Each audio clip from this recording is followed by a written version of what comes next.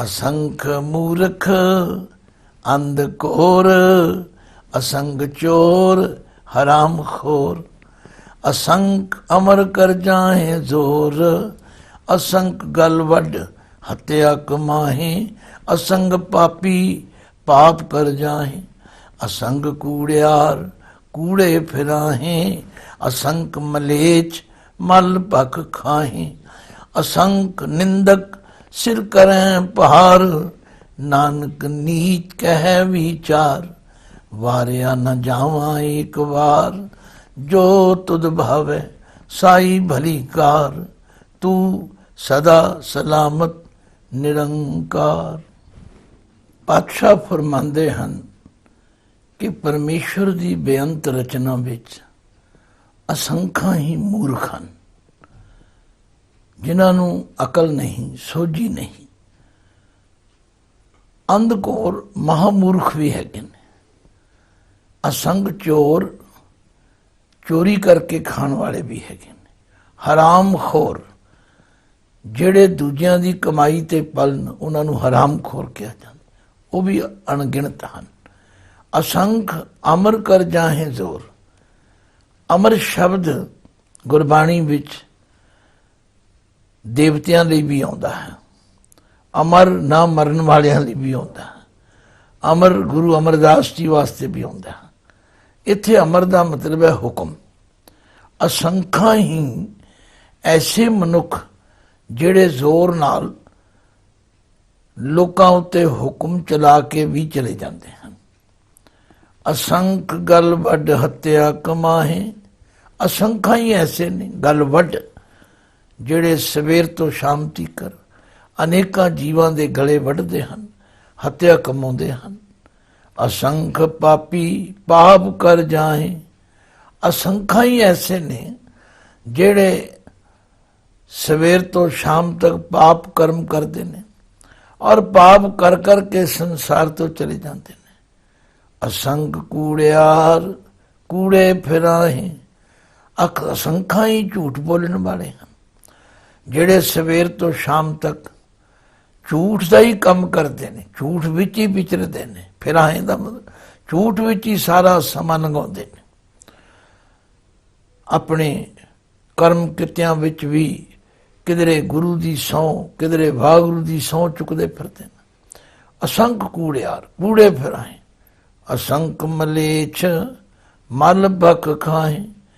ਮਲੇਛ ਤੋਂ ਮਤਲਬ ਹੈ ਮੈਲੀ ਇੱਛਾ ਵਾਲੇ, ਜਿਹੜੇ ਦੂਜਿਆਂ ਦੀ ਕਮਾਈ ਉੱਤੇ ਪਲਦੇ ਨੇ, ਜਾਂ ਰਿਸ਼ਵਤਾਂ ਲੈਂਦੇ ਨੇ, ਜਾਂ ਕਮਿਸ਼ਨ ਖਾਂਦੇ ਨੇ। ਅਸੰਖਾਂ ਹੀ ਐਸੇ ਹਨ ਜਿਹੜੇ ਮਲ ਭਖ ਖਾਏ, ਗੰਦਗੀ ਖਾਂਦੇ ਹਨ। ਕਿਉਂਕਿ ਗੁਰੂ ਨਾਨਕ ਪਾਤਸ਼ਾਹ ਦੇ ਸਿਧਾਂਤ ਦੇ ਮੁਤਾਬਕ ਹੱਕ ਪਰਾਇਆ ਨਾਨਕਾ, ਉਸ ਸੂਰ ਉਸ ਗਾਏ। ਗੁਰ ਪੀਰ ਹਾਮਾ ਤਾਂ ਭਰੇ, ਜਾਂ ਮੁਰਦਾਰ ਨ ਖਾਏ। ਤੋ ਮਲੇਛ ਦੇ ਅਖਰੀ ਅਰਥ ਨੇ ਮੈਲੀ ਇੱਛਾ ਰੱਖਣ ਵਾਲੇ। ਮਲ ਭਖ ਖਾਏ, ਜੋ ਮੈਲ ਗੰਦਗੀ ਹੀ ਖਾਂਦੇ। ਅਸੰਖ ਨਿੰਦਕ ਸਿਰ ਕਰੈ ਭਾਰ। ਅਸੰਖਾਂ ਹੀ ਨਿੰਦਕ ਨਿੰਦਾ ਕਰਨ ਵਾਲੇ ਹਨ। ਸਿਰ ਕਰੈ ਭਾਰ, ਸਿਰ ਦੇ ਰਾਰੇ ਨੂੰ ਸਿਆਰੀ ਹੈ, ਜਿਹੜੇ ਆਪਣੇ ਸਿਰ ਦੇ ਉੱਤੇ ਭਾਰ ਚੁੱਕਦੇ ਹਨ। ਕਿਉਂਕਿ ਗੁਰਬਾਣੀ ਦੇ ਪਾਵਨ ਉਪਦੇਸ਼ਾਂ ਤੋਂ ਪ੍ਰੇਰਨਾ ਮਿਲਦੀ ਹੈ। ਨਿੰਦਾ ਭਲੀ ਕਿਸੇ ਕੀ ਨਾਹੀ, ਮਨ ਮੁਖ ਮੁਗਧ ਕਰਨ। ਮੋਹ ਕਾਲੇ ਤਿਨ ਨਿੰਦਕਾਂ, ਨਰਕੇ ਘੋਰ ਪਵਨ। ਨਿੰਦਾ ਨੂੰ ਕਿਸੇ ਵੀ ਤਰ੍ਹਾਂ ਚੰਗਾ ਨਹੀਂ ਕਿਹਾ ਗਿਆ, ਬਲਕਿ ਭਾਈ ਗੁਰਦਾਸ ਜੀ ਤੇ ਕਹਿੰਦੇ ਨੇ, ਹਉ ਤਿਸ ਕੋਲ ਕਮਾਇਆ, ਪਰ ਨਿੰਦਾ ਸੁਣ ਆਪ ਹਟਾਵੇ। ਜਿੱਥੇ ਨਿੰਦਿਆ ਹੁੰਦੀ ਹੋਵੇ ਉੱਥੇ ਆਪਣੇ ਆਪ ਨੂੰ ਦੂਰ ਕਰ ਲਵੇ। ਪਰ ਅਸੰਖਾਂ ਹੀ ਪਰਮਾਤਮਾ ਦੀ ਰਚਨਾ ਵਿੱਚ ਐਸੇ ਜੀਵ ਹਨ ਜਿਹੜੇ ਨਿੰਦਾ ਕਰਦੇ ਹਨ ਔਰ ਆਪਣੇ ਸਿਰ ਉੱਤੇ ਭਾਰ ਚੁੱਕਦੇ ਹਨ। ਇੰਨਾ ਕੁਝ ਵਰਣਨ ਕਰਨ ਤੋਂ ਬਾਅਦ ਗੁਰਦੇਵ ਫਰਮਾਉਂਦੇ ਨੇ, ਨਾਨਕ ਨੀਚ ਕਹਿ ਵਿਚਾਰ। ਇਹ ਪਹਿਲੀ ਵਾਰੀ ਜਪਜੀ ਸਾਹਿਬ 'ਚ ਨਾਨਕ ਕੱਕੇ ਨੂੰ ਔਂਕੜ ਵਾਲਾ ਆਇਆ। ਹੁਣ ਇਹ ਦੱਸਣਾ ਬਹੁਤ ਜ਼ਰੂਰੀ ਹੈ ਕਿ ਨਾਨਕ ਕੱਕਾ ਮੁਕਤਾ ਹੋਵੇ, ਉਹ ਕਵੀ ਦੀ ਮੋਹਰ ਛਾਪ ਹੈ। बाणी पहले दूजे तीजे चौथे पंजवें नौवें 6 गुरु साहबान की बाणी है, पर मोर नानक दी आएगी। उत्थे हमेशा नानक दा कक्का औंकड़ मुक्ता होए, भाव औंकड़ नहीं होएगा। और उत्थे पाठ करते समय थोड़ा जिहा नानक ते रुकना है, जंबुक देना, बहुता ठहराव नहीं देना माड़ा जी। पर जिथे नानक दे कक्के नूं औंकड़ आ जाएगा, वो नानक जी अपने लिए कह रहे हैं। नानक दे कक्के नूं सियारी होवे, उहदा अर्थ है नानक द्वारा ये काम कीता गया। एक नानक कक्का मुक्ता भी आएगा, पर उहदे नाल का, के, की, कौ, कह आएगा। नानक का प्रभ अंतरजामी, नानक की अरदास प्यारे, नानक को प्रभदान दीजै, नानक कै घर केवल नाम। हालांकि नानक उत्थे मुक्ता है, पर उत्थे नाल संबंध की आ गया, उन्होंने कहते हैं प्रपोजिशन। पर इत्थे नानक नीच कह विचार, नानक जी किसी नूं नीच नहीं कहते। ये उन्हों का विशेषण है, ये उन्हों की महानता है कि वह वाहिगुरु अकाल पुरख के अगे अपने आप नूं इस तरह नम्रता नाल पेश करते हैं ते कहते हैं, हे दाता नानक नीच कह विचार, वारिया न जावा एक बार। मैं तो इतना तुच्छ हाँ कि तेरे तो एक बारी वारने जान जोगा भी नहीं। जो तुद भावै साई भली कार, तू सदा सलामत निरंकार। हे निरंकार, तू सदा सलामत रहने वाला है, और जो तेनू चंगा लगता है वही कार चंगी है। असंख नाम असंख धाम, अगम अगम असंख लो। असंख सिर पहाड़ होए, अखरी नाम अखरी साला। अखरी ज्ञान गीत गूंगा, अखरी लिखण बोलन बाण। अखरा सिर संजोग वखाण, जिन ए लिखे तिस सिर नाहे। जिव फरमाए तिब तिब पाहे, जेता कीता तेता नाओ। विण नामे नाही को थाओ, कुदरत कमन कहाँ विचार। वारिया न जावा एक बार, जो तुद भावै साई भली कार। तू सदा सलामत निरंकार। हुण असंख दी लड़ी विच 19 नंबर पौड़ी विच पातशाह फरमांदे ने, असंखा ही नाम। कुछ वीर प्रेमी कहते ने इनू नाव पढ़ो, भाई नाव ते बेड़ी नू भी कहते हैं। इसलिए इसनू क्लीयर करने वास्ते इत्थे बिंदा उच्चारण कर लिया जाए तो क्लीयर हो जाएगा कि असंखा ही उस परमात्मा दे नाम हैं। असंख थाम, थाम का मतलब है अस्थान टिकाने भी असंखा ही हैं। अगम अगम असंख लो। हुण अगम अखर जिहड़ा है, किधरे ऐड़ा गग्गा मम्मा अगम आउंदा है, किधरे ऐड़ा गग्गे नूं गंग टिप्पी मम्मा अगम बनता। उच्चारण के संबंध में कई बार कुछ लोग उलझ जाते हैं, इनू की पढ़िए जी। भाई जिथे टिप्पी है उत्थे अगम पढ़ो, जिथे टिप्पी नहीं उत्थे अगम पढ़ो। अर्थां में कोई अंतर नहीं हैगा। गम का अर्थ है गमता, पहुँच। जे ऐड़ा लग जाए तो अगम, गमता तो रहत, जिथे गमता नहीं हो सकती, जिथे पहुँच नहीं हो सकती। पातशाह कहते ने असंखा ही उसके नाम हैं, असंखा ही थाम हैं, और उसकी रचना में असंखा ही लो। इनू लोआ नहीं कहना, लोए नहीं कहना, लो। लोक अस्थान जगह कहण असी सुरग लोक, मात लोक, पताल लोक की गल करते हैं, पर इत्थे असंखा लोआं की गल है। पातशाह कहते अगम अगम, जिथे साडी पहुँच भी नहीं। ऐसे भी अनेका लोक अस्थान जगह हैं जिथे असी पहुँच ही नहीं सकते। असंख कहें सिर पहाड़ होए, सिर दे रारे नूं सियारी है, ये बोली नहीं जा सकती, पर इसका अर्थ है सिर उत्ते भार चढ़ता है। ਪਾਤਸ਼ਾਹ ਕਹਿੰਦੇ ਅਸੰਖ ਕਹਿਣ ਨਾਲ ਵੀ ਭਾਰ ਚੜ੍ਹਦਾ, ਕਿਉਂਕਿ ਆਖਰ ਅਸੰਖ ਗਿਣਤੀ ਦਾ ਸ਼ਬਦ ਤੇ ਹੈ। ਜਦੋਂ ਅਸੀਂ 100 1000 ਲੱਖ ਕਰੋੜ ਦੀ ਗੱਲ ਕਰਾਂਗੇ ਫਿਰ ਇੱਕ ਸ਼ਬਦ ਆਉਂਦਾ ਅਸੰਖ। ਕਹਿੰਦੇ ਅਸੰਖ ਕਹੇ ਸਿਰ ਭਾਰ ਹੋਏ। ਫਿਰ ਸਤਿਗੁਰੂ ਨਾਲ ਹੀ ਇਸ ਗੁੰਝਲ ਨੂੰ ਖੋਲਦੇ ਨੇ। ਅੱਖਰੀ ਨਾਮ ਅੱਖਰੀ ਤਾਲਾ, ਇਹ ਸਾਡੀ ਮਜਬੂਰੀ ਹੈ। ਜੇ ਕਿਸੇ ਪ੍ਰੇਮੀ ਦਾ ਨਾਮ ਲੈਣਾ ਹੋਵੇ, ਪ੍ਰਮਾਤਮਾ ਦਾ ਨਾਮ ਲੈਣਾ ਹੋਵੇ ਤੇ ਅੱਖਰ ਤੇ ਵਰਤਨੇ ਪੈਣਗੇ। ਇਸ ਲਈ ਅੱਖਰੀ ਨਾਮ ਅੱਖਰੀ ਸਾਲਾ, ਕਿਸੇ ਦੀ ਪ੍ਰੇਜ਼ ਕਰਨੀ ਹੋਵੇ, ਵਡਿਆਈ ਕਰਨੀ ਹੋਵੇ, ਵਾਹ ਕਰਨੀ ਹੋਵੇ, ਉੱਥੇ ਵੀ ਅੱਖਰ ਵਰਤਨੇ ਪੈਣਗੇ। ਕਿਸੇ ਨੂੰ ਕਿਸੇ ਚੰਗਾ ਕੰਮ ਨੇਕ ਕੰਮ ਕਰਨ ਦੇ ਬਦਲੇ ਸ਼ਾਬਾਸ਼ ਦੇਣੀ ਹੋਵੇ, ਅੱਖਰ ਵਰਤਨੇ ਪੈਣਗੇ। ਤੋ ਇਸ ਲਈ ਅੱਖਰ ਵਰਤਨੇ ਵੀ ਸਾਡੀ ਮਜਬੂਰੀ ਹੈ। ਅੱਖਰੀ ਨਾਮ ਅੱਖਰੀ ਸਾਲਾ ਅੱਖਰੀ ਗਿਆਨ ਗੀਤ ਗੁਣ ਗਾ। ਅੱਖਰਾਂ ਦੁਆਰਾ ਹੀ ਗਿਆਨ ਕਿਸੇ ਨੂੰ ਜਾਣਕਾਰੀ ਦੇਣੀ ਤਥਾ ਉਸ ਪਰਮਾਤਮਾ ਦੇ ਗੁਣਾਂ ਦੇ ਗੀਤ ਗਾਉਣ ਕਰਨੇ, ਅੱਖਰ ਤੇ ਵਰਤਨੇ ਪੈਣਗੇ। ਅੱਖਰੀ ਲਿਖਣ ਬੋਲਣ ਬਾਣ। ਜੇ ਬਾਣੀ ਲਿਖਣੀ ਹੋਵੇ, ਬਾਣੀ ਬੋਲਣੀ ਹੋਵੇ ਤਾਂ ਉਹਦੇ ਲਈ ਵੀ ਅੱਖਰ ਵਰਤਨੇ ਪੈਣਗੇ। ਅੱਖਰਾਂ ਸਿਰ ਸੰਜੋਗ ਵਖਾਣ। ਇਹ ਜਿਹੜੇ ਸੰਜੋਗਾਂ ਦੀ ਗੱਲ ਹੈ, ਮਿਲਣ ਦੀ ਗੱਲ ਹੈ, ਵਿਛੜਨ ਦੀ ਗੱਲ ਹੈ, ਇਹ ਵੀ ਅੱਖਰਾਂ ਵਿੱਚ ਹੀ ਲਿਖੀ ਤੇ ਕਹੀ ਜਾ ਸਕਦੀ। ਪਰ ਪਾਤਸ਼ਾਹ ਕਹਿੰਦੇ ਨੇ ਜਿਨ ਇਹ ਲਿਖੇ ਤੇ ਸਿਰ ਨਾਹੀਂ। ਜਿਸ ਪਰਮਾਤਮਾ ਨੇ ਸਭ ਜੀਵਾਂ ਦੇ ਲੇਖ ਲਿਖੇ ਨੇ, ਉਹਦੇ ਸਿਰ ਉੱਤੇ ਕੋਈ ਲੇਖਾ ਨਹੀਂ। ਜਿਵ ਫਰਮਾਏ ਤਿਵ ਤਿਵ ਪਾਏ, ਉਹਦਾ ਤੇ ਹੁਕਮ ਚੱਲਦਾ। ਜਿਵੇਂ ਉਹ ਆਰਡਰ ਕਰਦਾ ਉਵੇਂ ਉਵੇਂ ਜੀਵ ਕਰਦੇ ਹਨ, ਤਥਾ ਇਹਨਾਂ ਨੂੰ ਫਲ ਮਿਲਦਾ ਹੈ। ਜੇਤਾ ਕੀਤਾ ਤੇਤਾ ਨਾਉ। ਜੇਤਾ ਕੀਤਾ, ਜਿਤਨਾ ਵੀ ਪਰਮਾਤਮਾ ਨੇ ਸੰਸਾਰ ਬਣਾਇਆ, ਇਹ ਸਭ ਉਸਦਾ ਨਾਮਣਾ ਹੈ। ਇਹਦੇ ਉੱਤੇ ਉਸਦੀ ਮੋਹਰ ਹੈ, ਤਥਾ ਉਸਦਾ ਹੀ ਕੀਤਾ ਹੋਇਆ। ਵਿਣ ਨਾਵੇਂ ਨਾਹੀ ਕੋ ਥਾਉ। ਬਿਨਾਂ ਪਰਮਾਤਮਾ ਦੇ ਨਾਮ ਤੋਂ ਕੋਈ ਜਗ੍ਹਾ ਨਹੀਂ ਜਿੱਥੇ ਕਿਹਾ ਜਾ ਸਕੇ ਕਿ ਕਿਸੇ ਹੋਰ ਨੇ ਬਣਾਇਆ।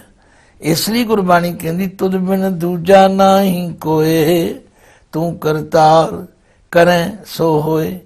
ਤੇਰਾ ਜ਼ੋਰ ਤੇਰੀ ਮਨ ਟੇਕ, ਸਦਾ ਸਦਾ ਜਪ ਨਾਨਕ ਏਕ। ਅਖੀਰ ਵਿੱਚ ਪਾਤਸ਼ਾਹ ਕਹਿੰਦੇ ਨੇ ਕੁਦਰਤ ਕਮਨ ਕਹਾਂ ਵਿਚਾਰ। ਮੇਰੀ ਕੀ ਸਮਰਥਾ ਹੈ, ਮੈਂ ਕੋਈ ਵਿਚਾਰ ਕਹਿ ਸਕਾਂ। ਵਾਰਿਆ ਨਾ ਜਾਵਾਂ ਏਕ ਵਾਰ। ਮੈਂ ਤਾਂ ਇੱਕ ਵਾਰੀ ਵਾਰਨੇ ਜਾਣ ਜੋਗਾ ਵੀ ਨਹੀਂ। ਭਾਵ ਮੈਂ ਇਤਨਾ ਛੋਟਾ ਹਾਂ, ਤੁਛ ਹਾਂ, ਹੇਚ ਹਾਂ। ਹਾਂ ਮੈਂ ਕਹਿੰਦਾ ਜੋ ਤੁਧ ਭਾਵੈ ਸਾਈ ਭਲੀ ਕਾਰ, ਤੂੰ ਸਦਾ ਸਲਾਮਤ ਨਿਰੰਕਾਰ। ਹੇ ਵਾਹਿਗੁਰੂ, ਜੋ ਤੈਨੂੰ ਚੰਗਾ ਲੱਗੇ ਉਹੀ ਕਾਰ ਚੰਗੀ ਹੈ, ਔਰ ਇੱਕ ਤੂੰ ਹੈ ਜੋ ਸਦਾ ਸਲਾਮਤ ਰਹਿਣ ਵਾਲਾ ਹੈ। ਭਰੀਐ ਹੱਥ ਪੈਰ ਤਨ ਦੇ, ਪਾਣੀ ਧੋਤੈ ਉਤਰਸ ਖੇ। ਮੂਤ ਪਲੀਤੀ ਕੱਪੜ ਹੋਏ, ਦੇ ਸਾਬੂਨ ਲਈਐ ਉਹ ਧੋਏ। ਭਰੀਐ ਮਤ ਪਾਪਾਂ ਕੈ ਸੰਗ, ਉਹ ਧੋਪੈ ਨਾਵੇਂ ਕੈ ਰੰਗ। ਪੁੰਨੀ ਪਾਪੀ ਆਖਣ ਨਾਹੇ, ਕਰ ਕਰ ਕਰਨਾ ਲਿਖ ਲੈ ਜਾਓ। ਆਪੇ ਬੀਜ ਆਪੇ ਹੀ ਖਾਓ, ਨਾਨਕ ਹੁਕਮੀ ਆਵੋ ਜਾਓ। ਹੁਣ ਪਾਤਸ਼ਾਹ 20 ਨੰਬਰ ਪੌੜੀ ਵਿੱਚ ਸਮਝਾਉਂਦੇ ਹਨ। ਭਰੀਐ, ਹੁਣ ਭਰੀਐ ਅੱਖਰ ਜਿਹੜਾ ਇਹਨੂੰ ਪਹਿਲਾਂ ਸਮਝ ਲਈਏ। ਆਮ ਠੇਠ ਪੰਜਾਬੀ ਵਿੱਚ ਜੇ ਸਾਡੇ ਹੱਥ ਪੈਰ ਲਿਬੜ ਜਾਣ ਮਿੱਟੀ ਘੱਟੇ ਨਾਲ, ਤੇ ਅਸੀਂ ਕੀ ਕਹਿੰਦੇ ਹਾਂ? ਹੱਥ ਪੈਰ ਲਿਬੜ ਗਏ ਨੇ, ਭਰ ਗਏ ਨੇ।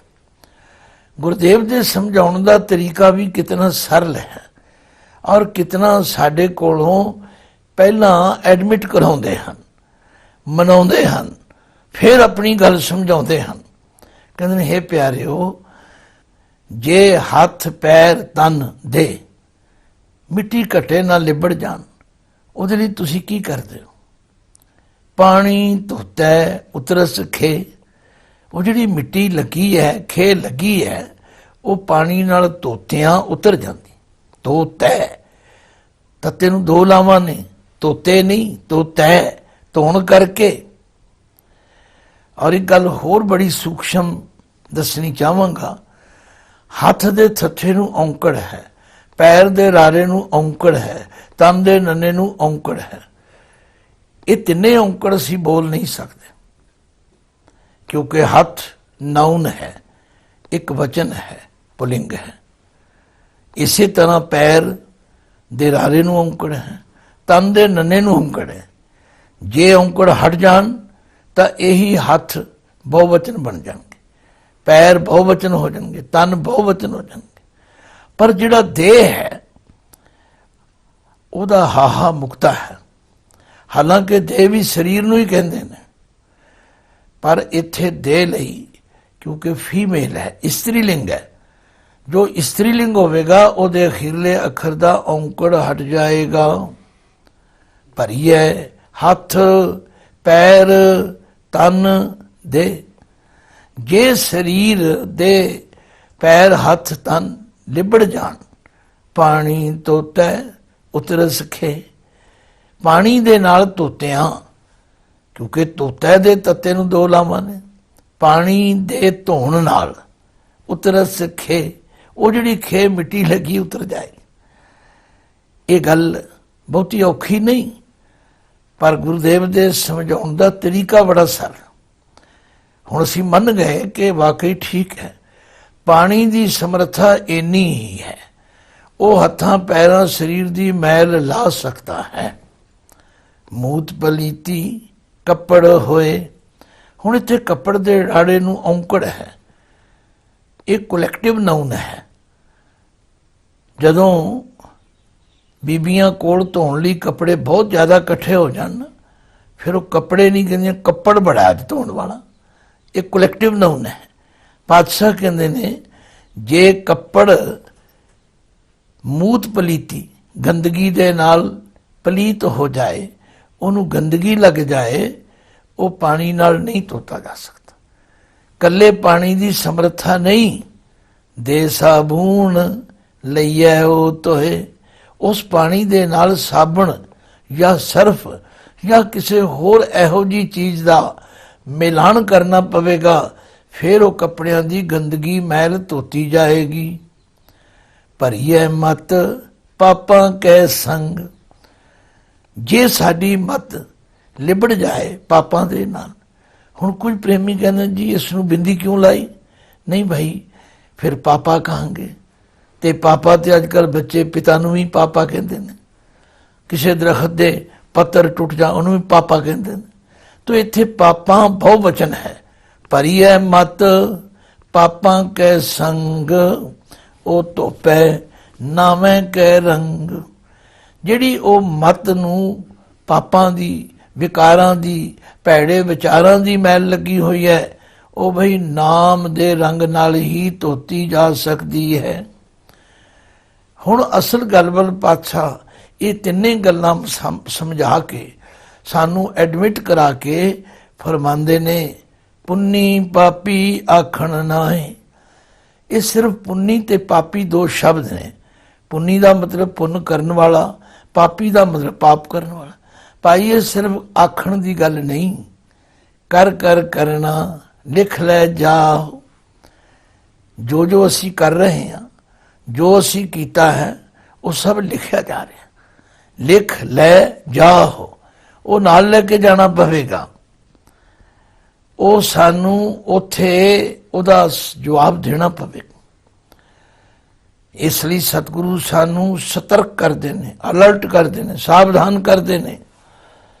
ਕਿਉਂਕਿ ਜਦੋਂ ਜ਼ਿਮੀਂਦਾਰ ਖੇਤ ਵਿੱਚ ਬੀਜ ਪਾਉਂਦਾ, ਕਦੇ ਵੀ ਪਰਮਾਤਮਾ ਨੇ ਐਸਾ ਨਹੀਂ ਕੀਤਾ ਕਿ ਕਣਕ ਬੀਜੀ ਹੋਵੇ ਤੇ ਛੋਲੇ ਉਗ ਪੈਣ, ਛੋਲੇ ਬੀਜੇ ਹੋਣ ਤੇ ਕਣਕ ਉਗ ਪਵੇ। ਆਖਿਆ ਯਾਦ ਰੱਖੋ, ਜੋ ਅਸੀਂ ਕਰ ਰਹੇ ਹਾਂ ਉਹ ਕੀਤਾ ਹੋਇਆ ਲਿਖਿਆ ਜਾ ਰਿਹਾ ਤੇ ਨਾਲ ਲੈ ਕੇ ਜਾਣਾ ਪਵੇ। पुन्नी पापी आखण नाहे, कर कर करना लिख ले जाओ, आपे बीज आपे ही खाओ। ਹੁਣ ਇੱਥੇ ਬੀਜ ਦੇ ਜੱਜੇ ਨੂੰ ਸਿਆਰੀ ਹੈ। ਇਹੀ ਬੀਜ ਜੇ ਜੱਜੇ ਨੂੰ ਔਂਕੜ ਹੋਵੇਗਾ ਤੇ ਨਾਉਨ ਪੁਲਿੰਗਿਕ ਵਚਨ ਦਾ ਸੂਚਕ ਹੋਵੇਗਾ। ਬੀਜ ਦੇ ਜੱਜੇ ਨੂੰ ਸਿਆਰੀ ਲੱਗਣ ਨਾਲ ਕੀ ਹੋਇਆ? ਬੀਜ ਕੇ ਜੋ ਕੁਝ ਆਪ ਬੀਜਿਆ ਹੈ ਆਪੇ ਹੀ ਖਾਓ, ਆਪ ਹੀ ਖਾਣਾ ਪਵੇ। ਮਤ ਸਮਝੋ ਕਿ ਇਹਦੀ ਸਜ਼ਾ ਕਿਸੇ ਹੋਰ ਨੂੰ ਮਿਲੇਗੀ। ਗੁਰਦੇਵ ਆਸਾ ਕੀ ਵਾਰ ਵਿੱਚ ਰੋਜ਼ ਸਾਨੂੰ ਵਾਰਨਿੰਗ ਕਰਦੇ ਨੇ ਕਿ ਬੀਜੇ ਬਿਖ ਮੰਗੇ ਅੰਮ੍ਰਿਤ, ਵੇਖੋ ਇਹ ਨਿਆਓ। ਇਹਨਾਂ ਲੋਕਾਂ ਦਾ ਇਨਸਾਫ ਦੇਖੋ, ਬੀਜਦੇ ਤਾਂ ਜ਼ਹਿਰ ਨੇ, ਚਾਹੁੰਦੇ ਅੰਮ੍ਰਿਤ ਨੇ। ਪਰ ਪਾਤਸ਼ਾਹ ਕਹਿੰਦੇ ਨਹੀਂ, ਇਹ ਤਾਂ ਤੁਹਾਡੇ ਮੇਰੇ ਕੀਤੇ ਹੋਏ ਕੰਮਾਂ ਦੇ ਅਨੁਸਾਰ ਹੀ ਫੈਸਲਾ ਹੋਵੇਗਾ। ਨਾਨਕ ਹੁਕਮੀ ਆਵ ਜਾ, ਨਾਨਕ ਜੀ ਫਰਮਾਉਂਦੇ ਨੇ। ਫਿਰ ਉਸ ਕੀਤੇ ਹੋਏ ਬੀਜੇ ਹੋਏ ਅਨੁਸਾਰ ਆਵੋ ਜਾਹੋ ਦਾ ਮਤਲਬ ਹੈ ਆਉਣ ਤੇ ਜਾਣ ਦੇ ਚੱਕਰ 'ਚ ਪੈ ਜਾਵਾਂ। ਇਸ ਲਈ ਬੀਜਣ ਲੱਗਿਆ ਬੀਜਣ ਵਾਲੇ ਨੂੰ ਪੂਰਨ ਤੌਰ ਤੇ ਧਿਆਨ ਦੇਣਾ ਚਾਹੀਦਾ। ਗੁਰਬਾਣੀ ਸਾਨੂੰ ਆਗਿਆ ਕਰਦੀ ਹੈ, ਜਿਤ ਸੇਵਿਐ ਸੁਖ ਪਾਈਐ, ਸੋ ਸਾਹਿਬ ਸਦਾ ਸੰਭਾਲੀਐ। ਜਦ ਕੀਤਾ ਪਾਈਐ ਆਪਣਾ, ਸਾ ਘਾਲ ਬੁਰੀ ਕਿਉਂ ਘਾਲੀਐ। ਮੰਦਾ ਮੂਲ ਨ ਕੀਚਈ, ਦੇ ਲੰਮੀ ਨਜ਼ਰ ਨਿਹਾਲੀਐ। ਜਿਉ ਸਾਹਿਬ ਨਾਲ ਨਾ ਹਾਰੀਐ, ਤੇ ਵੇਹਾ ਪਾਸਾ ਢਾਲੀਐ। ਕਿਛ ਲਾਹੇ ਉੱਪਰ ਘਾਲੀਐ।